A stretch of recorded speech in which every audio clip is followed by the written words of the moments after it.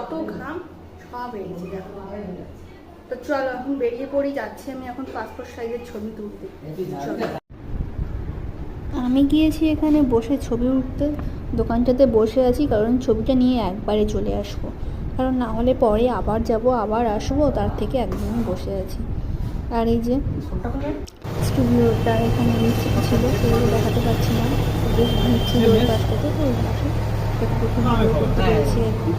দিয়ে তারপরে বসে বসে ভাবছি আর কী কী কাজ রয়েছে সেই সব আর কি। আর তারপরে এখান থেকে যাব হচ্ছে বাবার একটা ব্লেজার কিনতে যাব দোকানে। তো ছবিটা নিয়ে নিই, তারপরে এই যে আমরা চলে গেছি ব্লেজার কিনতে। সেখানে গিয়ে বিভিন্ন রকম পরে পরে ট্রায়াল দিচ্ছিলো, কোনটা নিচ্ছি সেটা পরে তোমাদেরকে জানাবো।